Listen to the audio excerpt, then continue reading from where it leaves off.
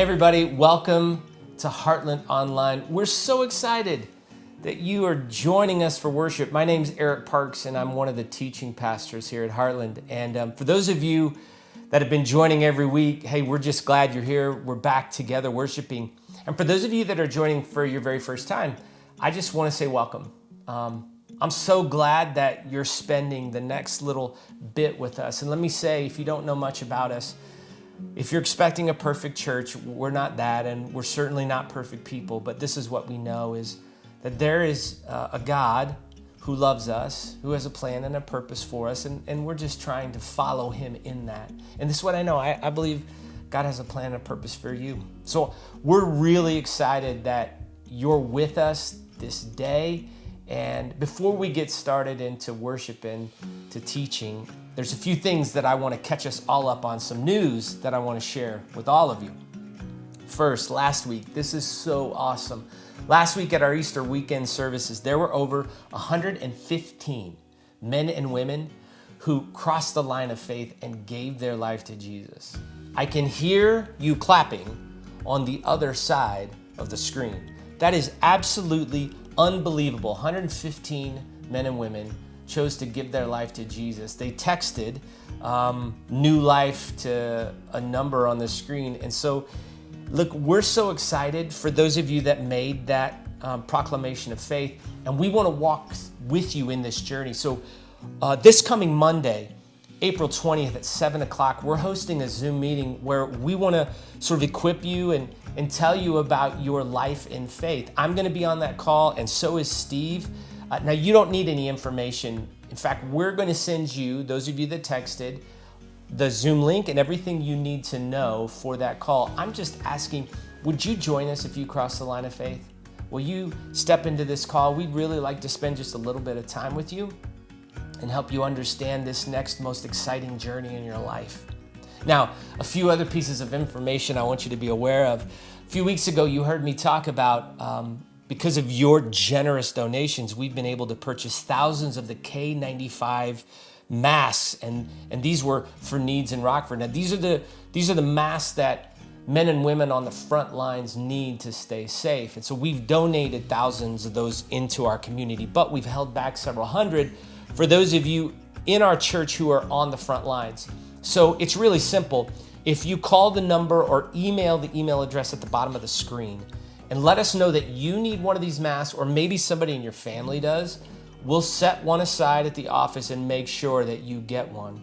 Also, I want to say this, Heartland, because of your generosity, we were able to make a financial contribution to Rock House Kids. Now, Rock House Kids, it's so cool what they're doing. They are making lunches for kids who would otherwise not have access to lunch because of school being canceled. And we know that there are so many kids, so many children in our community who, because of this COVID-19 crisis, are hungry. And so because of your generosity, we've been able to make a significant financial donation, and we want to keep making these donations on your behalf. Also, food drive. So many of you have donated to our food drive, and as you know, so many of our food pantries are dangerously low because of the needs in our community. And so we're going to continue with the food drive. Listen, here's what I want to encourage you to do. If this week, if it's possible, could you consider picking up a few extra goods when you go to the grocery store, and when you bring them by the church? There are donation boxes set up around the church, and these are the items that we're looking for. Canned vegetables, soups, breads, cereals, mac and cheese, disinfectant wipes and cleaners, PPE, so that's masks and gloves. Now listen, we're all stuck in the house, so what we don't need, our soul might want desserts. We really don't need them, so don't bring desserts. And please make sure that the items are not past the expiration date. Now, those of you that have been around Heartland, you know that one of the big events we do every year is a Night to Remember. And even though we had to cancel this year's Night to Remember prom, we have not forgotten about our special guests. In fact, we want to remind them that they are loved and that they're remembered and that they matter to us. So this year we're putting together these really cool gift baskets, and they're going to include like Night to Remember items and swag. And we even have some of our high school students who are making out these really cool cards, these personal messages and encouragements to each one of our guests. We're hoping to give out several hundred of these gift baskets. They cost about $25 a piece. And so we're asking, in addition to your regular giving, would you be willing to sponsor one of these baskets? It is an awesome opportunity for us to bless these guests that would normally be invited tonight to remember. It's just another way for us to tell them that they're loved and they're remembered. So it's really, really easy. As it is with all of our giving, you can give 3 different ways, and you can actually, in the drop down, select a Night to Remember gift basket. But either way, giving's really simple. You can give by text. You can text Heartland CC to 77977. It's secure and it's simple. Or you can download our app. Now, if you haven't downloaded the Heartland CC app, go to your app store, search Heartland CC. It's really important. Heartland CC, all one word. You'll see our app with the square H. Download the app, and through the app, not only will you get all kinds of timely information and updates, you can easily give securely through the app, or you can go to our website, heartland.cc/giving to give online. Look, I'm so excited that we get to worship together, and it's such a strange season we're in, so it gives some comfort, I think, to all of us that we get a chance to know that there are people around the Rockford area and beyond that are joining together, who are listening and learning together and worshiping together. So before we hear Steve's teaching this morning, let's worship together.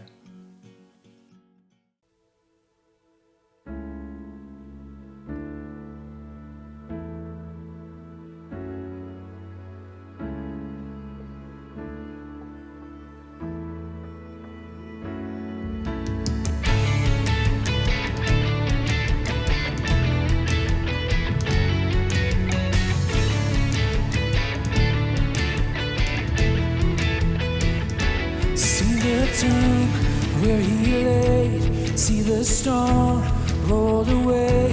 He is risen, he's alive. See his hands, see his feet, touch his scars and believe. He is risen, he's alive. Oh, he's alive.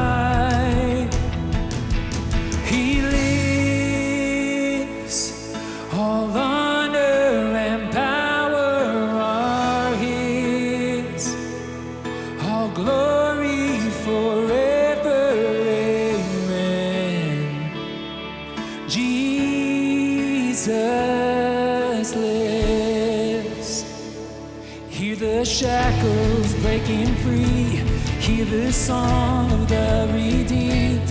He is moving, he's alive. Oh, so take this freedom, take this love. Can you feel it rising up? He is here, he's alive. He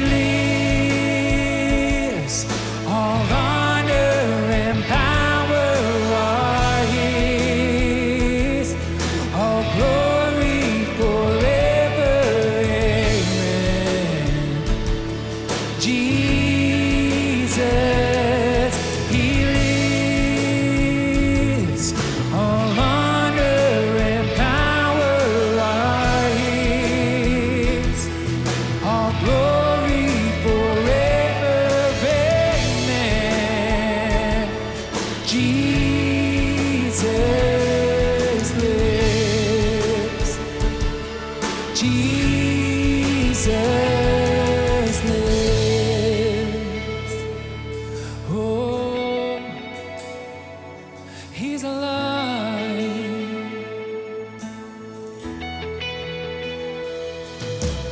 You took all our shame, left it in the grave.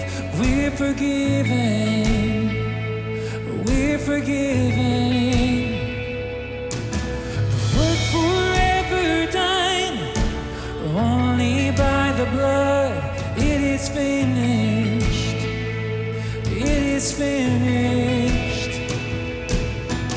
You took all our shame, left it in the grave. We're forgiven. We're forgiven. The word forever died, only by the blood. It is finished. It is finished. He lives. All honor and power are His. All glory forever. Amen. Jesus, He lives. All honor and power are His. All glory forever. Amen. Jesus lives. Jesus lives.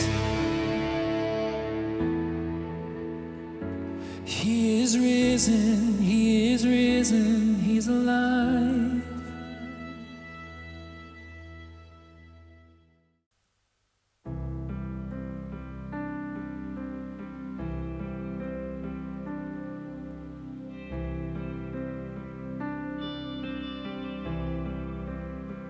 How great the chasm that lay between us, how high the mountain I could not climb.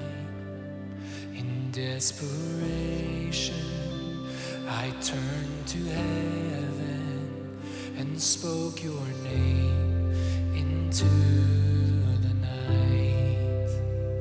Then through the darkness, your loving kindness tore through the shadows of my soul.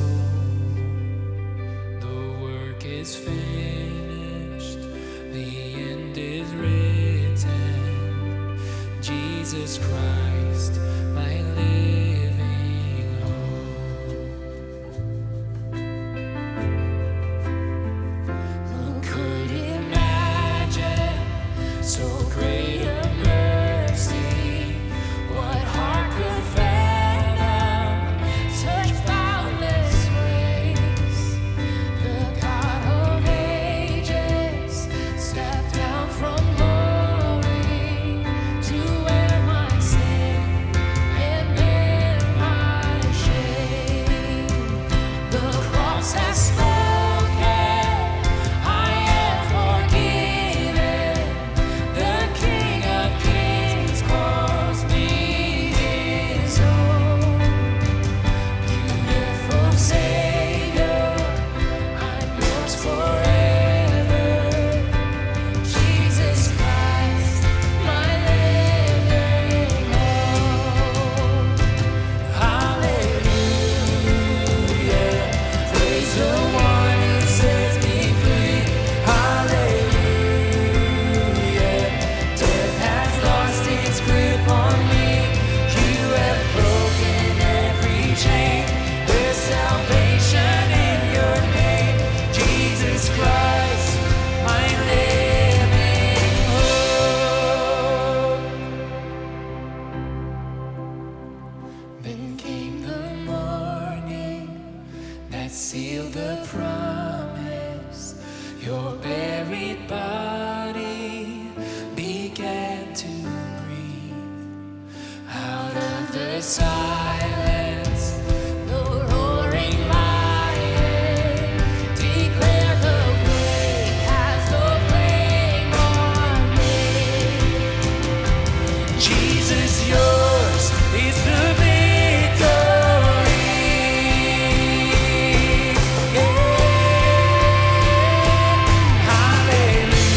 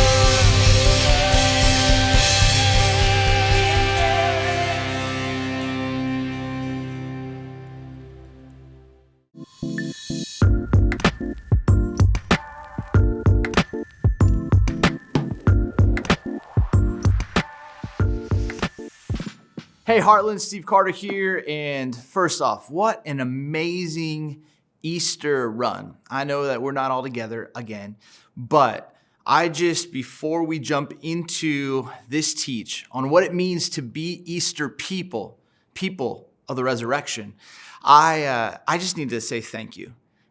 Thank you to you all. You invited some of your friends to tune in online, but also a special thanks to the Heartland staff. Many of them who just worked tirelessly. They know how to pull off a service in a room, but this whole crew worked around the clock to ensure that you could experience an Easter service, an Easter message, Easter worship. And I don't know, if you know one of the volunteers, one of the staff members, I'm just going to ask you, would you reach out to them this week and just tell them thank you? Thank you. From the bottom of my heart, from our family's heart, thank you to this team because they are incredible, incredible people. Hey, I'm excited about this new series that we're just going to be unpacking what it means to be Easter people. Now, I want to take you to this really quirky city. This city called Santa Cruz. I grew up in Southern California, but this city is in Northern California. So it's already a little bit quirky and something that I'm not used to. But when you go to Santa Cruz, it's this beach town, and it's really only 400 feet above sea level. You could surf in the morning, drive a half mile up from the beach, and you feel as if you are 6,000 feet above sea level. Why? Because there are redwoods here. Now, I don't know if you've ever been around a redwood forest or redwood trees, but they are amazing. They are the tallest trees, over 300 feet tall. What's amazing about Santa Cruz is because of kind of the uniqueness of it, closeness to the ocean, all of a sudden these weather patterns start coming in, the fog starts coming in, and these trees, these redwoods, grow so quickly because they want to drink the fog. Literally, like 40% of their water comes from them drinking the fog. And at the base of the redwoods, you will find 8,000 gallons of water. I mean, talk about a savings account. I mean, these redwoods are prepared and they can survive drought. Any builder will tell you that redwoods are some of the strongest wood out there. Their bark is literally fire repellent. I mean, actually in our fire extinguishers, there's stuff from redwoods. So a whole forest fire can be pushing through, but it's not gonna harm redwoods. What's amazing too is when you think about how tall these trees are, you think about just how strong their bark is, they can fend off disease. I mean, we know what this is like in Illinois when you've got these beetles that are attacking tree after tree after tree, but not redwoods. These beetles can't even get through the bark. So they're disease repellent, they're fire repellent, they can handle droughts. They've got an amazing savings account of water. I mean, and when you start to really study these trees, you would literally think that their roots go 100 feet down in the ground, but they don't. They only go between 9 and 12 feet deep. Now, what's amazing is in the UK found that when you planted a redwood by itself, as it grew and the winds came, it would fall over. But something happened when you grew them in a family. They actually survived the storms. They survived the wind. There was something really, really powerful. And as the scientists began to study this, they realized that the roots only went down 9 to 12 feet, but they went out hundreds of feet. And then what they did is they literally interlocked with other redwood trees. Quick time out. I don't know if you heard this in 2018. The UK, Great Britain, was struggling. 45% of the people felt like they were lonely. So lonely that it was affecting the marketplace. $3.2 billion every year was being lost, they estimated, due to people's feeling of loneliness. So much so that the Parliament actually created a position called the Minister of Loneliness. Imagine that being your LinkedIn title. What's your name? I'm Steve. What's your job title? The Minister of Loneliness. And the whole idea was that this person was going to help Brits talk to one another, engage with one another, love one another. Back to the redwoods. When you start to study these redwoods, you begin to realize that as they start to come out of the ground from little seeds, they are racing to chase the light. They want to get up to the sun, and they want to be able to drink the fog. They want to start building that savings account. But something the scientists realize is that when one redwood tree gets sick, when one redwood tree is not doing very well, all the other trees stop.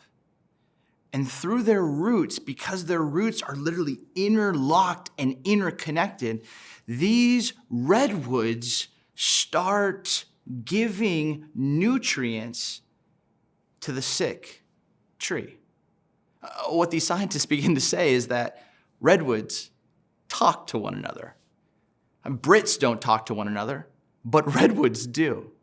And when I started to really study this, I really believed that the idea of redwoods that can grow so high, they can weather these storms, they can deal with difficult circumstances. Why? Because they are interlocked and interconnected to one another. And Jesus, in John chapter 13, verse 34, offers up a new command to his disciples. And he goes, this is what I want you to be known for. He tells them, I want you to love God. And then the second one, he says, I want you to love one another. One another. Now, when you flip through the New Testament, you will see this phrase over 100 times. And in Greek, it's the word allelon, A-L-L-E-L-O-N. And you'll see it. It's used one another or each other. And Andy Stanley says it so beautifully that the primary purpose of the local church is one anothering one another. It's us, not just going off on our own. It's us learning to orient our lives in a way where we are interconnected, interlocked, where we are helping one another, where we are truly embodying what it means to love one another. Quick time out. What I want to do in a moment is I want to walk you through a handful of these one another's. And you can go through the book of Romans, you'll see it. You can go through Ephesians, you'll see it. You can go through Philippians, you'll see it. All throughout the New Testament, you're going to see that word and that phrase, allelon, and one another. But what I want to really have you focus in on is this. Who are you choosing to one another during COVID-19? And who has been one anothering you? And I really want you to think about this, Heartland, because you got to really ask yourself in your life. Maybe it's someone in your life group, and sure, there's social distancing and physical distancing and all the ways that we want to describe it. But honestly, this isn't the first time the local church has experienced difficulty. But the question is, who's one anothering you? And who are you choosing to one another? Because this is what it means to be Easter people. The primary purpose of the local church, the primary purpose of the Easter people who live in a Good Friday world is one anothering one another. So I want you to take a moment and I want you to think, who in my life am I interlocked with? Who in my life is just pouring into me? Who in my life am I having the privilege and the honor and the opportunity, even in the midst of this unknown, to pour into? Take a moment. And thank God for that person. And if you don't have some names, ask God for some names. Ask God for some people in Heartland. Maybe ask God for some people in your neighborhood. Ask God that he might bring some names to mind so that we can be the Easter people who are unbelievably good at one anothering one another. Take a moment right now.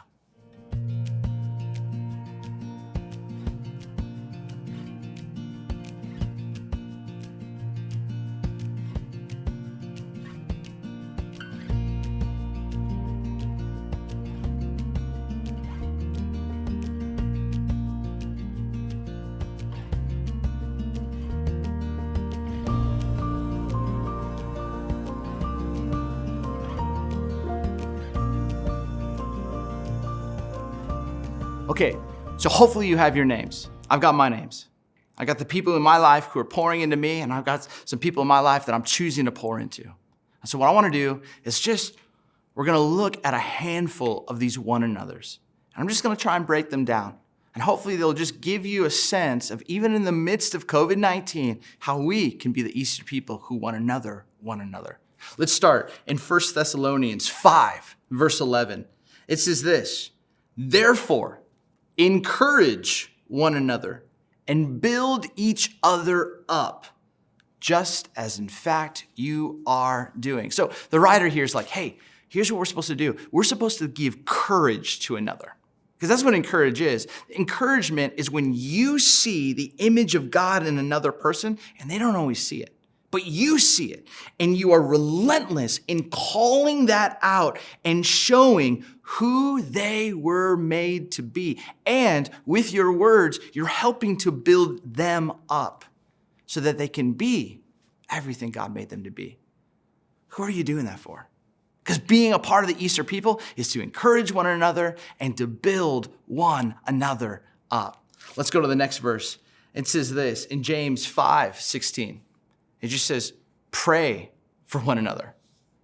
Pray for one another. This is just a practice I've been trying to do daily.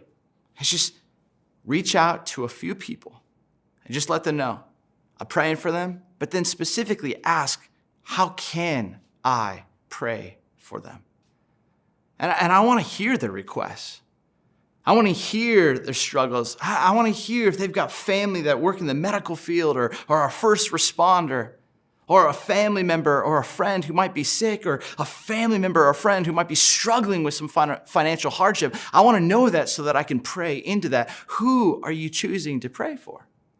Because the Bible is really, really clear, is that Easter people pray for one another. Who are you praying for?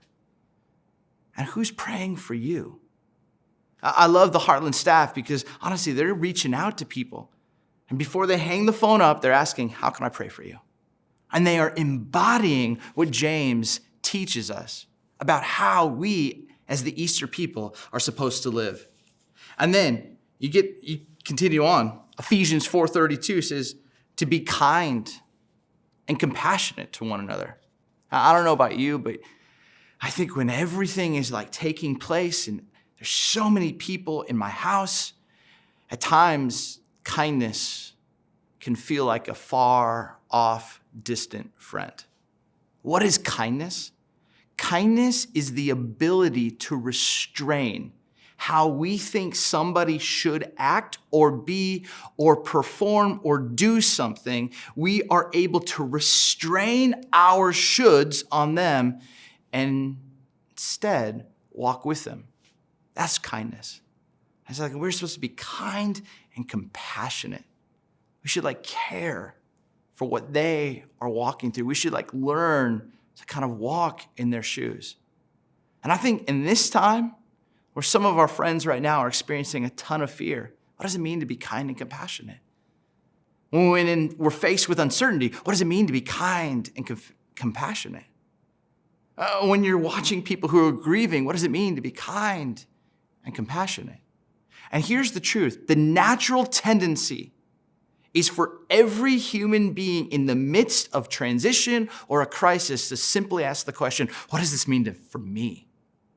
But the church, the Easter people, the people who are fantastic at one another, they're people who encourage, they're people who pray, and they're people who are kind and compassionate to one another. Who's been kind to you? And who are you choosing to be kind and compassionate for? You continue to Colossians chapter 3, and I think this is a powerful passage because it really tells you, church, who we should root for when it comes to NFL teams. When it says this, to bear with one another. It doesn't say packer one another, it says to bear with one another. What's that mean? It means to be honest with what we're carrying. And honestly, I think in these moments, it's really easy for us to kind of just put up a little bit of walls, not let people in. But Easter people, they bear with one another. They invite people in. They'll continue on and it'll say this in James. James will say, confess your sins to one another. Confess your sins. Now, I know we're home, But maybe for some of us, sometimes the healthiest thing is to pick up a phone, call someone in our small group, call the pastors online, maybe call a dear friend and just say, hey, I was short with my spouse today. I know I've been really just frustrated and stressed. I took it out on my kid. Or I took it out on myself. What does it look like to confess? What does it look like to raise the white flag and just say, help? And I think the healthier that we can be as a community is when we actually have people in our life who are praying, yes, encouraging one another, yes, being kind and compassionate, yes, bearing with one another, yes, but also when there are people who are choosing to confess. Because when you confess, you recognize how much you need God's grace. There's some posture that is so powerful when we do this. You get to Philippians chapter 2. In Philippians, I just love chapter 2. It's one of my favorite chapters in the entire Bible. And Paul will say, in all of your relationships, have the same mindset of Christ. And he'll talk about this, that we ought to orient our lives, our one and only lives, to how Christ interacted with people.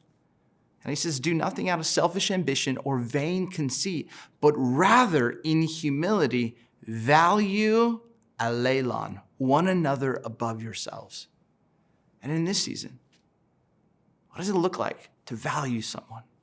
Because right now it's super easy for us to look out for ourselves. But what does it look like for you to value one another?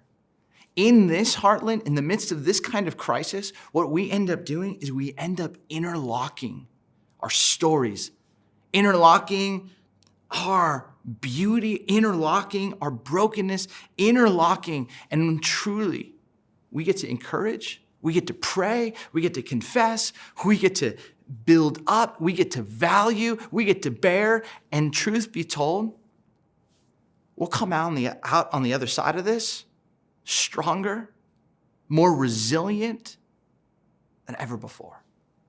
But here's the crazy thing, back to the Redwoods. I'm walking around, and this guide pulls me aside. He says, have you ever seen this? We looked up at these redwoods, and it was in a circle. You can just see the sun. You're looking 300-400 feet up in the sky. It's amazing. It's this beautiful picture. And he goes, you know how this happens? And I was like, no, I have no idea. He goes, well, one tree falls. And when this one tree falls, all the other redwoods begin to kind of start talking to that tree, and they begin to send nutrients to that tree, but that tree looks dead. And the tree has fallen, and seeds have kind of dropped. But literally, it's through that root system, all of a sudden, out of this dead bark, new life begins to grow. And I'm sitting here in Santa Cruz hearing about this, and some guy goes, so what does that mean to you? What do you think about that? And I go, you know what that is? That's the gospel. And he's like, what do you mean? I said, because one Friday, it looked like death had won, but heaven was just getting started. And all of a sudden, heaven sends all of this resurrection power, this spiritual power, and all of a sudden, new life comes. And the entire church now gathers, and you read the New Testament, it talks about us being in Christ. It's almost like we have been connected and joined by what Jesus did on the cross for each and every one of us. So when he says, love one another, alelon, it's not just a concept, it's what he modeled. And he invites us to do the same. My friends, who is doing that for you? And who are you doing that for? And I know there's probably some of you right now who you have your family. Maybe for some of you watching right now, you feel alone. And here's what I think. You can't just match make this. But it's going to take somebody to pick up the phone. It's going to take someone to go online. It's going to take someone to write an email. It's going to take someone to send a text. It's going to take someone to say, hey, how can I pray for you? Hey, I saw that you posted this online. Can I just tell you how that encouraged me? Hey, can I just tell you, I've been walking pretty close for a while. Can I just tell you how I'm really doing? Can I just bear with you? And the more that we do this, here's what will happen. The more that we will trust God, trust the way of Jesus, and learn to trust each other. And in that, we will develop a culture of one another that people will see and go, they actually love one another. They actually trust one another. They actually are supporting one another. They actually value another above themselves. They actually pray. They actually do what they say and say what they do. Friends, this is what it means to be Easter people. And in a culture of loneliness, it's not just in the UK, it's also here. And it's also in Illinois, and it's also in Rockford. And that's why the church, even in a time of shelter in place and physical distancing, that's why we still need to be the Easter people who pray, confess, encourage, bear, and do the one another's that Jesus taught us to. So right now, I don't know really how to do this through a camera, but here's my thoughts. They're pretty simple. I want you to hear from God. For me, I can tell you what to do, but what I want you to see is what God's word teaches us to do. And I want us to kind of sit and begin to really reflect on the invitation that God invites for us to truly be those redwoods, that force and forest for his name and his glory and good. And I really want you to get really clear. This week, who will I reach out to? This week, who will I choose to encourage? This week, who will I choose to bear with? This week, who will I choose to pray for? This week, who will I choose to confess to? And this week, who will I choose to value above myself? Can you imagine if every one of us watching, every one of us tuning in, every one of us who calls Heartland home, if we did this, what this could do? I mean, TJ talks about this all the time. We are the church, and it's true, but we are the church when we truly do as Jesus instructed. So church, as we sing this song, I pray that you will receive the words from the scripture, and you will receive the Spirit's prompting on how you can be an Easter person who one another's one another. I'll see you next weekend. Grace and peace.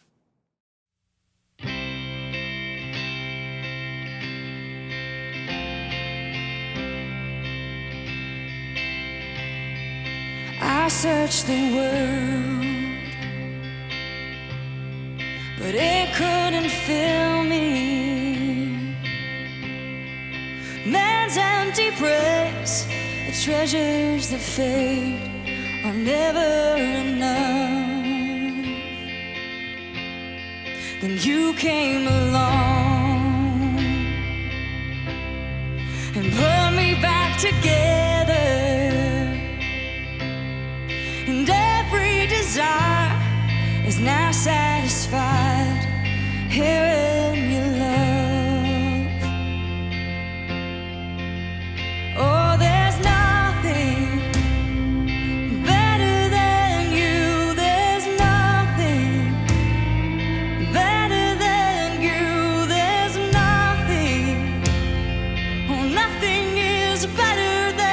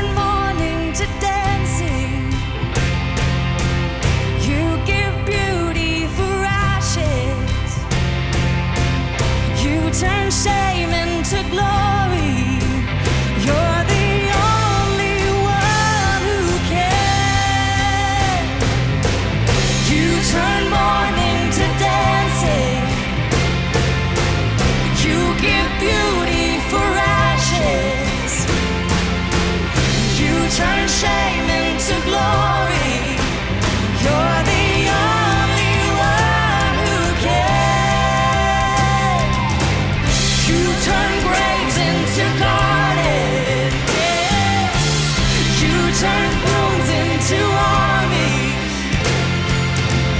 You turn seas into highways. 'Cause you're the only one who can. You're the only one who can.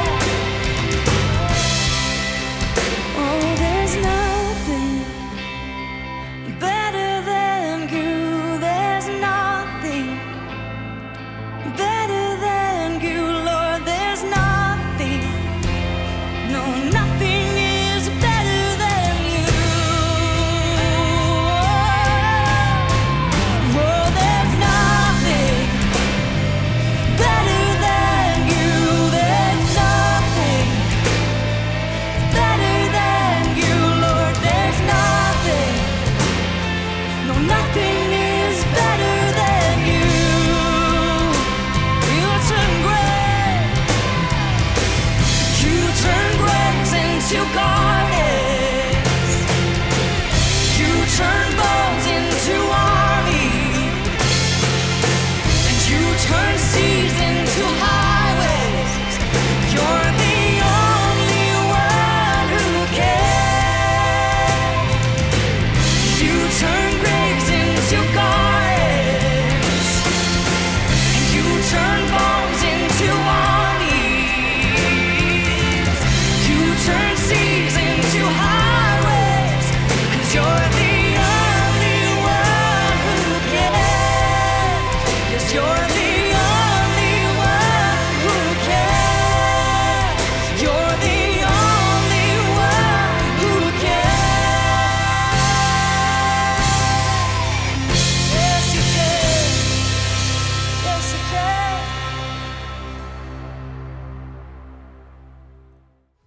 Heartland, I'm so glad that you joined us online and that we had a chance to worship together. There's something about knowing that we're in this together that brings a sense of comfort and solidarity. Look, we know that there's a God who sits on the throne, and there's something about linking arms together, knowing that together, that brings us strength in a season like we're in. So, let me, one, invite you back here next week.